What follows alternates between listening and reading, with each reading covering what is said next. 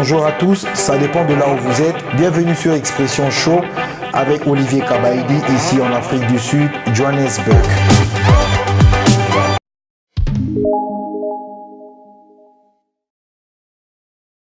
Pour une fois, que cette opposition soit sérieuse, ok? Qu'elle soit sérieuse vis-à-vis de tous les Congolais. D'abord, vis-à-vis des morts, parce que vous savez que dans ce pays, au Congo, nous avons eu des morts, nous avons eu des compatriotes qui sont morts pour que ces élections aient lieu. Ok, bon, d'accord, tu es contre Kabila. Kabila, il est ce qu'il est. Aujourd'hui, nous avons ce que nous avons. C'est vrai que comme dans tous les pays du monde, il y a des problèmes partout. Hein, il y a des problèmes partout. Il y a des problèmes aux États-Unis, il y a des problèmes en Europe, il y a des problèmes un peu partout en Afrique. Et voilà, si la CENI nous a proposé la machine à voter, bah, personnellement, il n'y a pas de problème. Moi, je pense que nous devons faire avec. C'est dans ce sens-là que je m'inscris à dire que voilà, j'apprécie beaucoup l'organisation qu'il y a dans le FCC. Ok, cette façon de s'unir et cette façon d'aller vite avec les décisions. Bonjour à tous, ça dépend de là où vous êtes. Bienvenue sur Expression Show avec Olivier Kabaïdi, ici en Afrique du Sud, Johannesburg. On va parler de la jeunesse congolaise par rapport à la situation économique, à la situation sociale, à la situation politique, éducative. On a remarqué que les jeunes Congolais ne se retrouvent pas du tout. Alors, on a comme invité, il est mieux placé de nous expliquer, de nous parler sur le développement de la jeunesse congolaise. Notre invité d'aujourd'hui, président de l'Union de jeunes entrepreneurs congolais en cycle UJEC, Déo Bolenge. Bonjour. Bonjour, M. Olivier. Bienvenue sur Expression Show. Merci beaucoup. Ravi de vous revoir encore et d'avoir répondu à notre invitation. Je suis très ému. Merci bien, Déo. Quand vous parlez des jeunes entrepreneurs, pourquoi ciblez-vous seulement les jeunes Congolais? Monsieur Kabaïdi, d'abord, je suis très ému d'être sur votre plateau. Merci beaucoup de m'avoir invité. Donc, je serai très précis. D'abord, quand je parle des jeunes Congolais, nous, comme nous disons d'une manière générale, la charité bien ordonnée, commence par soi-même.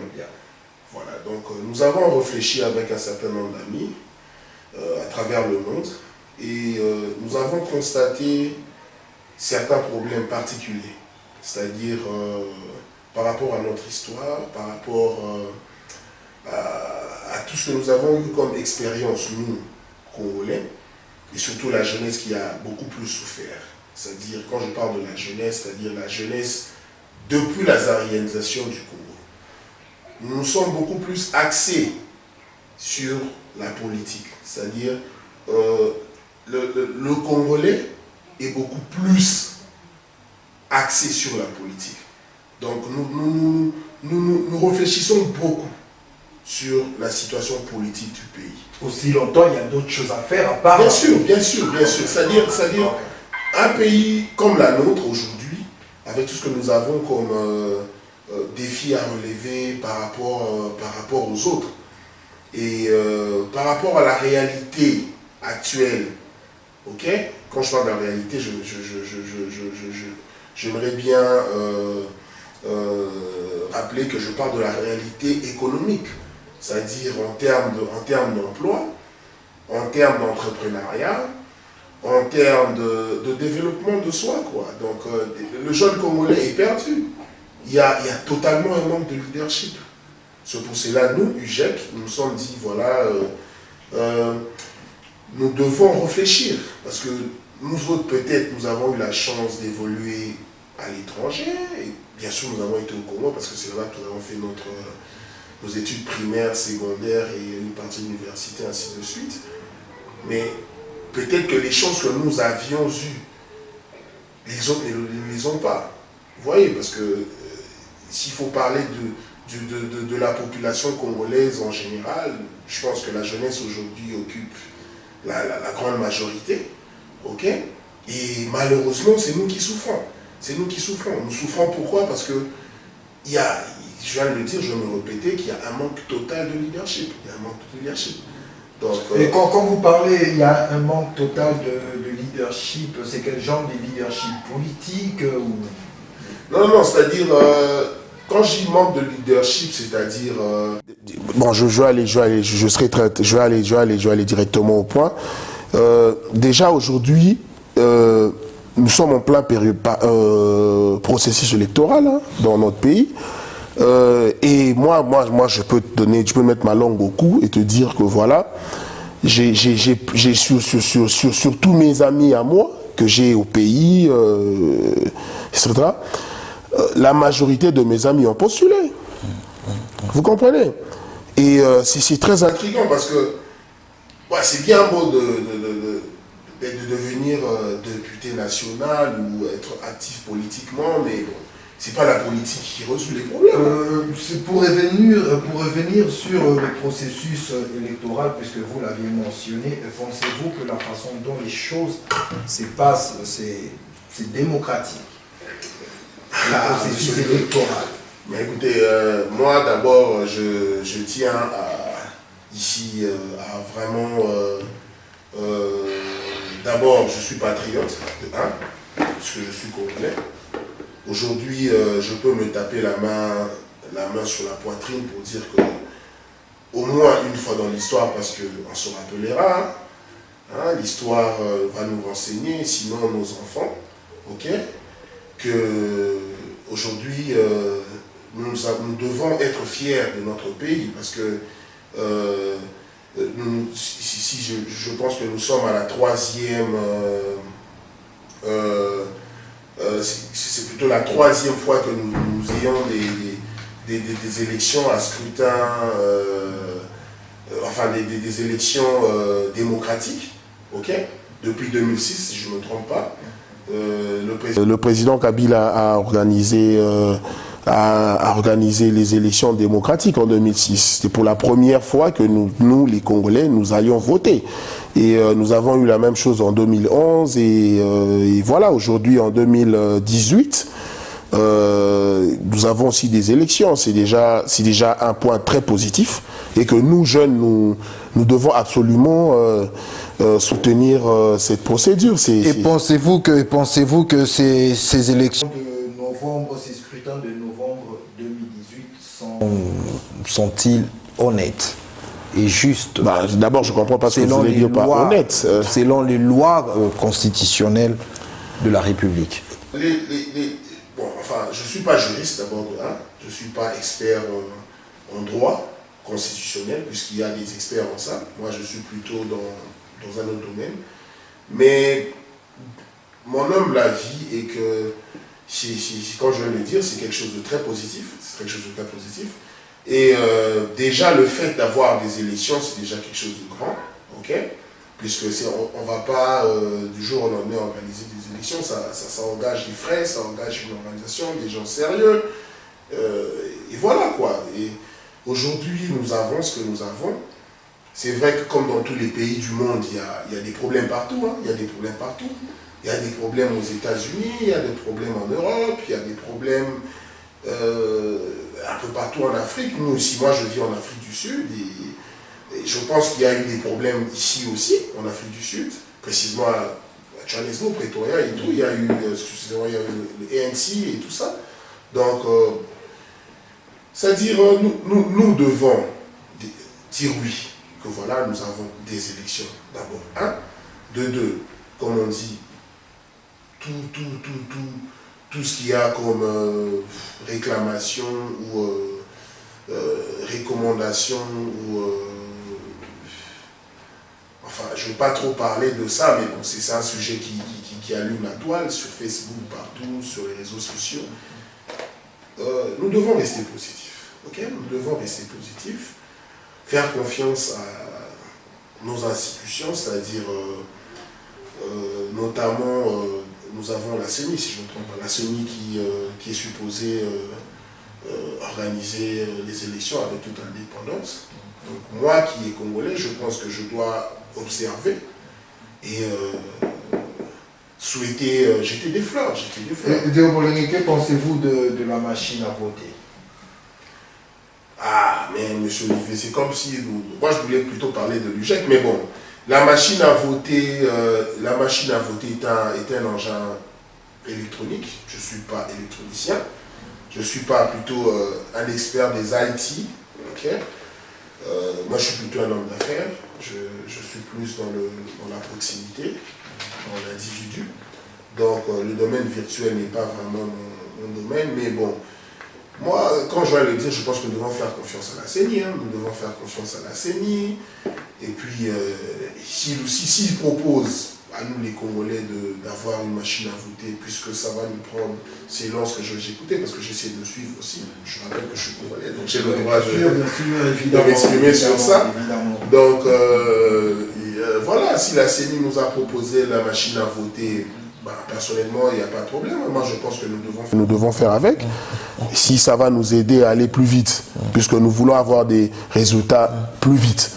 Et puis, parce que je pense que les recommandations furent, est-ce que les 3 scrutins se passent en un même jour. Donc, voilà. Donc, si la machine à voter va nous aider, écoutez, disons bonne chance à la CENI. Et que pensez-vous d'un candidat commun de l'opposition? Un candidat unique. Unique de l'opposition. Yeah. Ça va peut-être aider, ça va faciliter les choses. Moi, je suis. S'il faut avoir votre point de vue. Ce serait très intéressant. Je serais d'abord très surpris de voir assez que. Enfin, j'espère, disons, qu'une fois, au moins une fois dans l'histoire, les politiciens congolais de l'opposition, puisque moi je ne suis pas de l'opposition, arriveront à s'entendre, au moins les autres à désister en faveur de l'autre, pour essayer de faciliter tout ce que les gens attendent. Donc moi je suis plutôt, en tout cas, je suis très optimiste par rapport au processus électoral et je souhaite que l'opposition fasse partie du jeu. Merci beaucoup. Là, c'était les propos du président de l'UJEC, Deo Bolenge, et ça n'engage que lui-même. Une question pour Deo Bolenge. Président Bolenge, vous dites que vous n'êtes pas de l'opposition. Vous êtes diaspora. Quel genre de tendance êtes-vous? Vous n'êtes pas de l'opposition. C'est-à-dire, qu'est-ce que vous voulez dire par là? J'essaie de dire que, puisque là, on voit, il y a la diaspora de l'opposition, ils organisent des sittings, ils organisent des activités, des marches, et là, vous dites que vous n'êtes pas de l'opposition. Ce qui est un peu, ce qui paraît étrange. Vous êtes de quelle tendance politique? Écoutez, monsieur... Puisque celui qui n'est pas de l'opposition est supposé d'être l'ennemi du peuple. Mais écoutez, d'abord, de quel peuple parlez-vous? Moi, je tiens à rappeler ici que, d'abord, je suis congolais de père et de mère. Ok, je suis né à Kinshasa, mais et grandi à Kinshasa. Vous comprenez? Donc, personnellement, après avoir fini mes études et après avoir emprunté un chemin pour mon gagne-pain, je pense que cette façon de dire ou de concevoir les choses dans l'opposition, dans la diaspora, en fait, c'est un fait tout à fait... D'abord, dans le contexte actuel de notre pays, parce que je tiens à vous rappeler que nous sommes en plein processus électoral, c'est-à-dire nous aurons la campagne électorale qui doit en principe débuter d'ici la fin du mois de novembre. Et voilà, donc le jeu est ouvert. D'abord, nous avons une organisation qui s'appelle l'UJEC, c'est-à-dire nous avons des objectifs par rapport à la jeunesse congolaise. Nous avons nos problèmes à nous, ce que nous pensons être des problèmes qui affectent notre jeunesse, du moins pour le moment. C'est-à-dire, par rapport à nos réclamations, nous, UJEC, nous avons une certaine façon de voir les choses. C'est-à-dire, d'abord, l'UJEC engage les Congolais, les jeunes Congolais, de toutes tendances confondues. Moi, dans ma position de président de l'UGEC, je ne peux pas m'inscrire dans une vision ou dans une prise de position qui va totalement mettre mal à l'aise mes membres et mes amis de tous les jours, mais dans ma position de Congolais, puisque je suis d'abord Congolais avant d'avoir des fonctions de président de l'UGEC, j'apprécie la façon de voir les choses parce que déjà il y a une organisation au Congo. Je pense que c'est la première fois que je vois autant de personnalités de notre très cher pays, le Congo, qui se sont réunies. Parce que je veux te rappeler qu'il y a eu le dialogue de la SEMCO, ok, qui a engagé la majorité présidentielle, si je peux dire l'ex-majorité présidentielle. Qui est aujourd'hui FCC. Voilà, justement, et je vais arriver là-bas. Et qui sont mis ensemble avec l'opposition. Avec quel objectif? Parce que si nous avons des dialogues, d'abord un dialogue à quoi comme but? Le but d'un dialogue, c'est de se mettre ensemble et puis trouver un point de vue commun pour faire avancer les choses par rapport à tout ce que nous avions eu comme problème. Je te rappelle, donc aujourd'hui il y a l'FCC, ok? Donc pour moi c'est un point très positif, c'est-à-dire des leaders congolais nés au Banalingala, Basangani pour une première fois. C'est un tout petit peu comme ce qu'on a connu en 2005 avec le dialogue intercongolais qui a eu lieu à Pretoria. Ouais. Donc aujourd'hui, on dit Basangani pour la tous à et donc moi en tant que Congolais, j'apprécie beaucoup la vision du FCC. Donc je pense que en tant que Congolais, pas en tant que UGEC, puisque dans l'UGEC nous avons des amis de l'opposition et ainsi de suite. Mais nous attendons le candidat de l'UGEC, du FCC qui est Chadari. Voilà, je pense que M. Emmanuel Ramazani Chadari, s'il s'inscrit dans un programme qui va aider les jeunes Congolais, nous les jeunes, surtout nous de la diaspora qui avons tant de projets. Et pensez-vous que c'est avantageux aux jeunes Congolais de soutenir Emmanuel Chadari comme président à la présidentielle prochaine? Non, mais le Congo est un pays démocratique, hein. Et devrions-nous encourager les non, jeunes je suis pas là, à voter Chadari? Je suis pas là pour encourager les gens à voter Chadari parce que je suis pas membre de l'équipe de campagne. Mais puisque là, vous n'êtes pas de l'opposition et quelle couleur politique avez-vous, monsieur? Soyez clair, il y a des gens qui nous suivent par-ci, par-là. Quelle couleur politique avez-vous ou quelle tendance politique portez-vous, monsieur Déroulé? Justement. Donc, je ne suis pas de l'opposition, c'est-à-dire je ne suis pas membre effectif d'un parti politique, ok, qui est membre de l'opposition congolaise. Mais vous soutenez le FCC. Je ne suis pas, mais j'arrive là-bas, je ne suis pas aussi membre d'un parti politique qui fait partie du Fonds commun pour le Congo. Voilà, je suis Congolais, je suis d'abord homme d'affaires, je suis aussi président de l'UGEC, ok? Mais j'ai bien rappelé que je parle ici en tant que Congolais, pas en tant que président de l'UGEC. Ok? Donc ça n'a rien à voir avec être de l'opposition ou de FCC. Je suis observateur, je suis Congolais, je suis citoyen congolais. Et je pense que ceux qui sont dans l'opposition et ceux qui sont dans la majorité sont tous des Congolais. Donc, Bangono Sobazaba Namboka.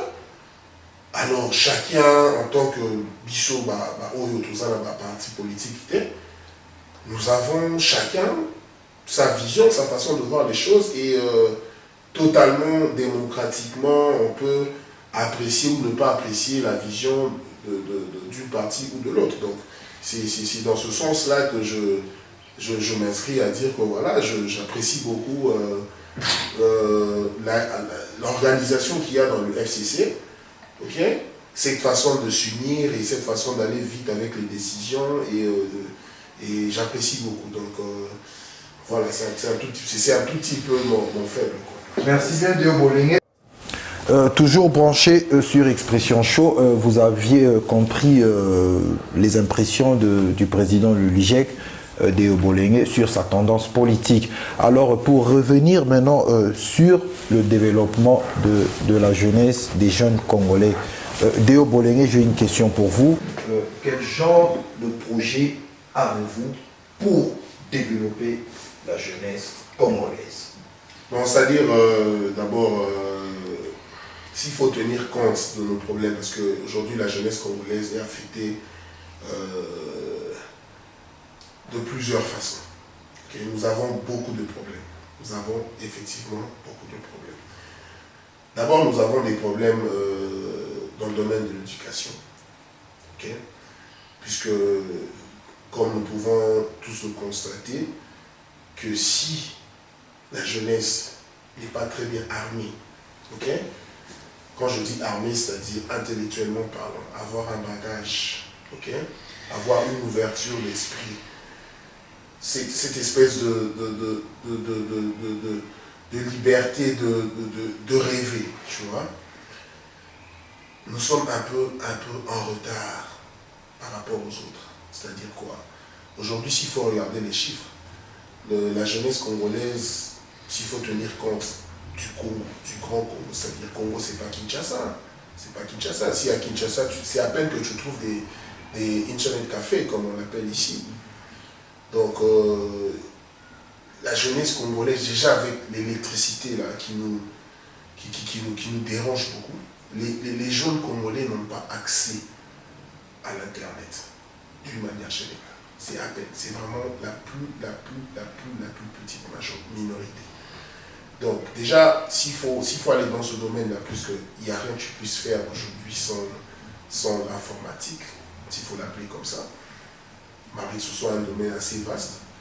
Donc nous pensons que nous pouvons, nous, UGEC, à travers des projets, essayer d'éduquer, okay, d'apporter un apport, c'est-à-dire un renfort, un support à notre gouvernement. Parce qu'il faut savoir, il ne faut pas oublier que tout le monde ne peut pas aider son pays en devenant politicien. Vous comprenez? Parce que la politique est là pour nous aider, pour aider le pays à prendre une bonne marche à travers des lois, à travers des réalisations. Et voilà, c'est une espèce de toile. Vous comprenez? Mais en sous-bassement, nous, les Congolais, nous devons aider notre gouvernement. Nous devons d'abord aimer notre pays, être fiers d'être Congolais et avoir l'amour de la patrie. Vous comprenez? À part ça, nous devons aussi, à travers des projets, okay, essayer de commencer à venir en appui à notre gouvernement. Par exemple, nous avons pensé à un projet, c'est-à-dire dernièrement, nous nous sommes dit, pourquoi pas, à Kinshasa par exemple, organiser des forums dans des universités pour échanger, pour ne fût-ce que, ne fût-ce que savoir quel est le pourcentage des étudiants congolais aujourd'hui qui ont accès à Internet, qui ont ne fût-ce qu'un seul ordinateur portable sur des millions. Combien? Qui ont ne fût-ce que la connaissance à le domaine le plus simple de l'informatique, c'est-à-dire la bureautique. Ne fût-ce que savoir écrire une lettre, imprimer un papier. Le secrétariat, comme on l'appelle couramment, nous en anglais on appelle ça le admin office. Vous comprenez? Combien? Voilà, donc à travers des projets comme ça, organiser des forums, épingler le nombre, pourquoi pas aller à la recherche des financements, ou soit proposer ce projet à notre gouvernement, essayer de nous aider, de nous financer UGEC pour avoir ne fût-ce créer des centres de formation. Un centre qui peut prendre des étudiants peut-être 2 à 3 mois, 2 ou 3 heures par jour, des formations comme ça, sur la bureautique seulement. Ok? Et à travers le gouvernement, taxer, ou soit Demandez à moins que rien un petit $20 par mois, par exemple. Déo Bolini, qu'est-ce qu'il faut faire pour améliorer cette situation beaucoup plus sur le plan éducatif d'enseignement? Non, c'est-à-dire que nous avons beaucoup de problèmes. Là, j'étais en train de parler de l'éducation seulement, mais il y a aussi la santé. Il y a aussi la santé. Il y a aussi cette espèce de civisme. Puisqu'aujourd'hui, il faut se le dire. Il faut se le dire. Le Congolais aujourd'hui, comme tu m'as posé la question tout à l'heure sur la diaspora, les gens disent que voilà, dans la diaspora, il y a seulement des combattants, il y a seulement des opposants. Or, ce n'est pas le cas. Ce n'est pas le cas. Vous comprenez? Ce n'est pas le cas.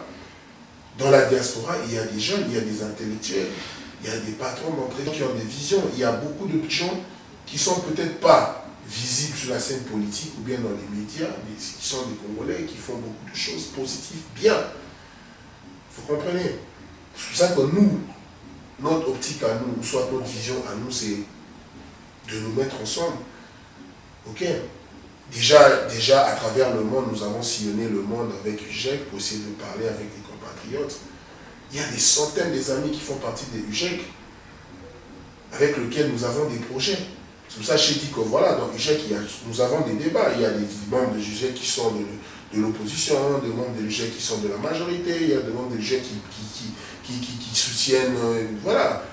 Il y a même des membres de l'UGEC qui sont candidats députés à Kinshasa dans différents partis. Est-ce que vous êtes aussi en contact avec les jeunes d'autres pays, et c'est un peu des échanges? Mais justement, bien sûr. Moi, je voyage beaucoup. Oui, oui. Dans UGEC, il y a des membres qui sont aux États-Unis, en Afrique du Sud, en France, en Belgique, partout. Ok? En Chine, en Inde. Nous avons des génies j'ai un membre de UGEC qui vient de finir en Inde, qui est génie, qui a eu son master en IT Communication. Vous comprenez? Donc, il y a des Congolais comme ça qui peuvent aussi bouger les choses. Le Congo est un grand pays. C'est pour cela que nous avons l'amour du Congo et nous avons l'objectif de venir en appui à notre gouvernement. Ok? Mais nous demandons aussi à notre gouvernement de nous aider. C'est-à-dire quoi? Nous, les jeunes, nous avons peut-être nous avons des réclamations. Le gouvernement n'a pu souhaiter à la Pébiso parce qu'ils devront parler en lingala parce que le message va passer. Le gouvernement congolais, il faut être à la Pébiso au pays. La jeune. Et l'on dit ça pour le Pébiso, la jeune. Si vous allez dans d'autres pays du monde, il y a des budgets comme ça. Dans le ministère de budget, il y a tout un programme. Par exemple, en Afrique du Sud, il y a un programme qui s'appelle le Black Empowerment, le BEE. Il y a des financements de l'État comme ça, qui financent des projets, qui facilitent à la jeunesse d'investir au pays. Parce que tu penses que nous allons investir dans la diaspora éternellement? Non. Toi, tu es là, par exemple, si je me permets, M. Kabaïti, vous avez votre entreprise ici, vous fonctionnez très bien ici. Et je pense qu'au fin fond de vous, vous avez un objectif d'investir au pays parce que vous voulez laisser une legacy, comme on dit en anglais, marquer votre passage. Parce que tout ça va te diaspora, nous aimons notre pays. C'est dans ce sens-là que nous avons eu à créer cette plateforme pour nous aider à réfléchir.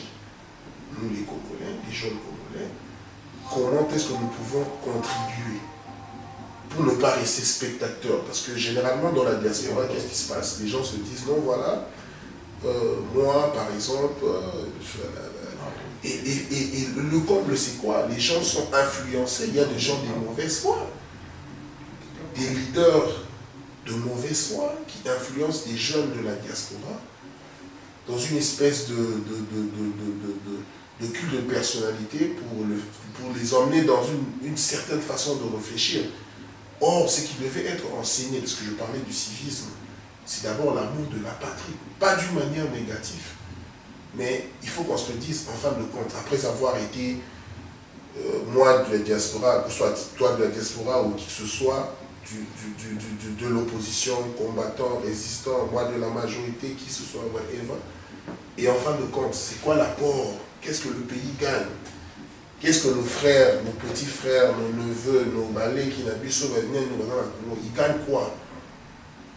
Il faut arrêter avec ça.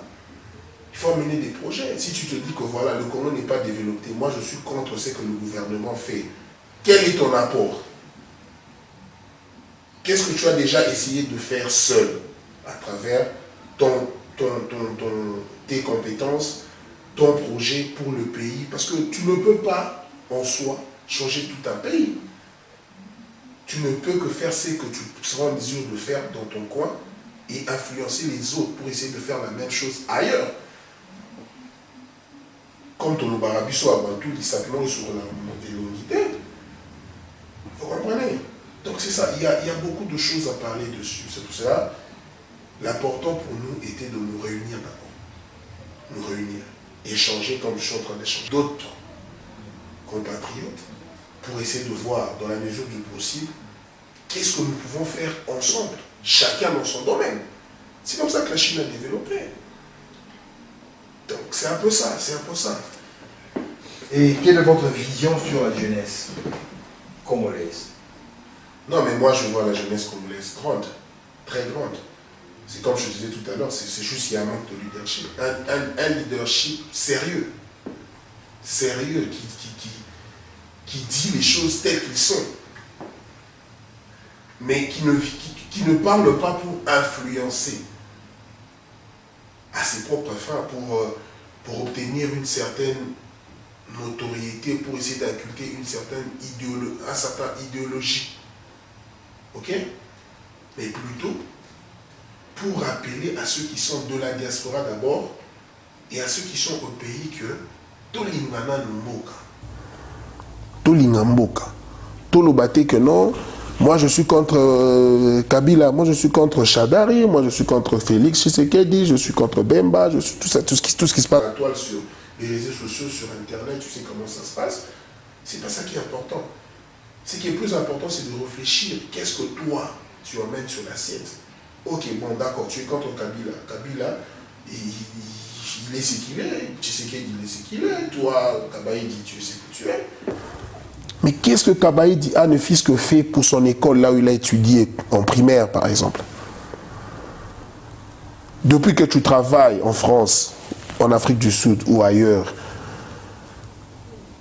quel programme? As-tu déjà parlé du Congo ne fils qu'une fois? As-tu déjà essayé d'organiser une conférence avec des prétendants investisseurs?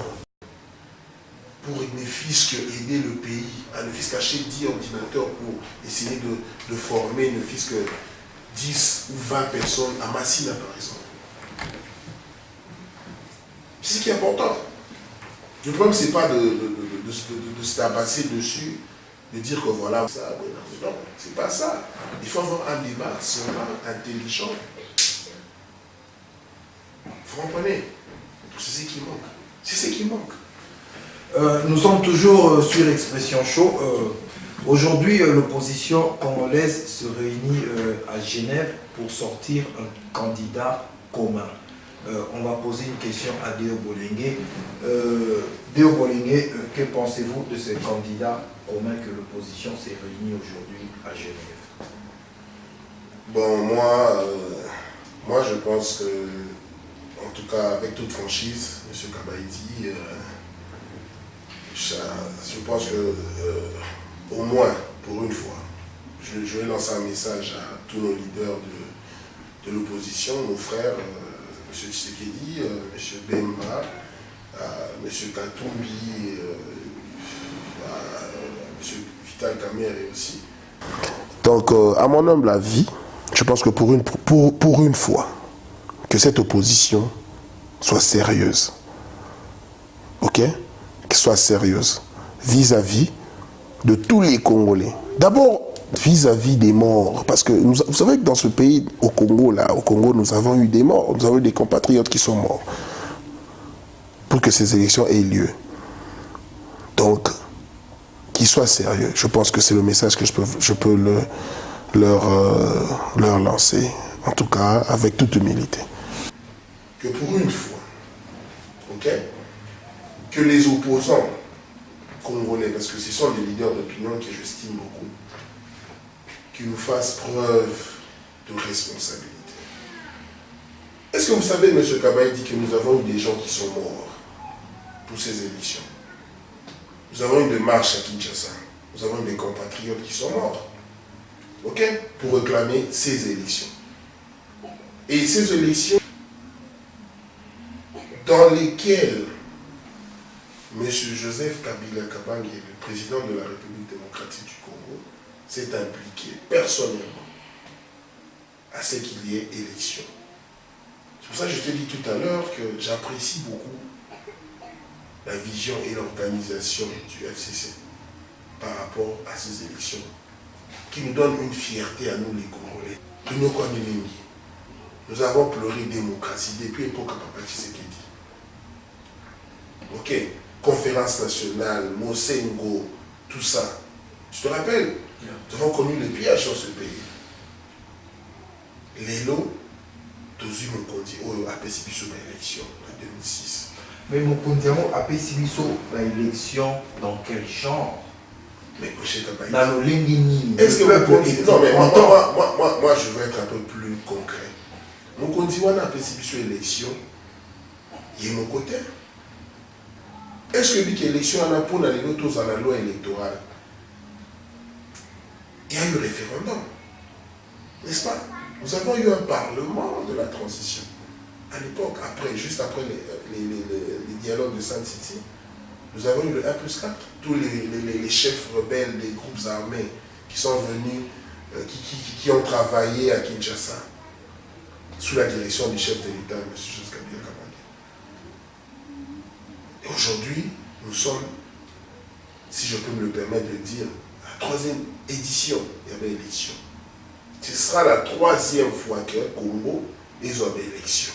Congolais a qui découvert. Tout ça, on va mettre Belé, Babotaki, Baboti, Bisoti, Bakona, 40, 50 ans, 60 ans même, depuis l'indépendance. En tout cas, vous votez peut-être. Alors moi... Et pensez-vous qu'en sortant un candidat commun, ça va changer la situation, la crise politique dans la République démocratique du Congo, ou soit le processus électoral? Ça va activer les choses en sortant un candidat? Non, moi je reste d'abord très optimiste par rapport au processus électoral, parce que déjà, je vous rappelle que je vous ai dit que je soutenais l'organisation qu'il y a dans le FCC. Je soutiens en tant que moi, M. Bolingué, qui est un leader d'opinion. Je soutiens la candidature d'Emmanuel Shadari, qui est quelqu'un d'assis, qui peut nous aider à continuer avec ce que nous avons aujourd'hui comme une stabilité des institutions économiques et des institutions du pays d'une manière générale, parce que c'est le dauphin du président Joseph Kabila Kabange qui, à travers sa volonté, son expertise et sa façon d'aimer le Congo, c'est quelqu'un qui m'a beaucoup inspiré, M. Kabila, en tout cas, chapeau. Et je soutiens la candidature de M. Shadari parce qu'il paraît assez crédible et sérieux. C'est une candidature qui est sérieuse.